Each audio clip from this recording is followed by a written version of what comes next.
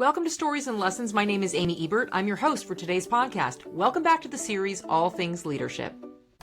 I'm sure you all remember the hit show Seinfeld, right? At a minimum, you've probably at least heard of it, no matter what generation you might be influenced by. It's that timeless sitcom about nothing.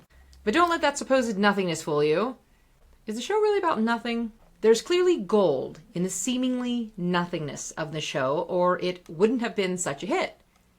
Today we're discussing 4 key takeaways from the show that definitely aren't nothing, focusing specifically on their relevance to leadership and building an audience. Let's dive in. First on the list of 4, read the room. Reading the room is key to understanding your audience's mood, engagement level, and receptiveness to your message. It allows you to adjust your approach, pacing, and content to better resonate with them. Top comedians meticulously refine their sets by testing material repeatedly with their audience before assembling it into a special. By observing body language, facial expressions, and verbal cues, you can gauge whether they're attentive, interested, confused, or enthusiastic, and in the case of comedy, laughing. This insight empowers you to tailor your communication style and ensure a more meaningful and impactful interaction with your audience. So don't forget to keep an eye on the room and adapt accordingly for successful engagement. Number 2, seek feedback from trusted sources only. Ensuring you seek feedback solely from people you respect and admire within that particular area only allows for focused refinement and improvement. For instance, I'm not asking my gardener how to get a good deal on a yacht, unless of course he owns a yacht and negotiated a deal. As modeled by Jerry Seinfeld and Larry David, they exclusively sought advice from each other only, no one else. When it came to their writing comedy for the show, they worked it out together only, sometimes painstakingly, but they didn't consult with the producers or the heads of the network when it came to comedy writing. The producers gave them notes on the show. They ignored them. They ignored every single one of them when it came to the writing of the comedy and how it all plays out for the audience. So make sure you get feedback from people you respect and admire in that particular area only. And 3, stay true to yourself. Staying true to yourself is essential for maintaining authenticity and integrity in your endeavors and building trust.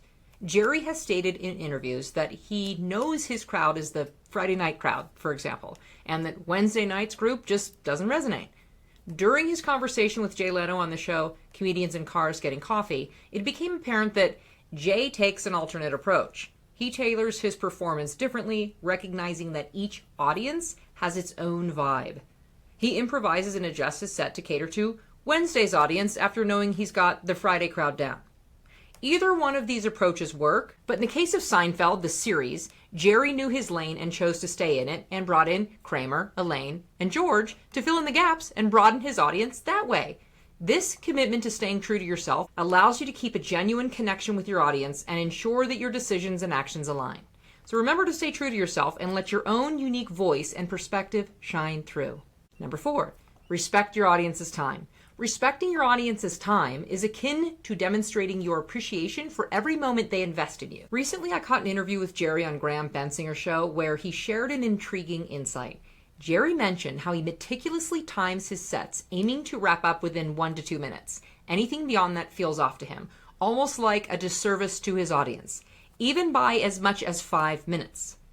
He did the same with the number of seasons in Seinfeld. He knew when it was time to get off the stage. Just imagine that level of dedication and readiness in leadership. It's pretty remarkable and clearly leads to the big, big money.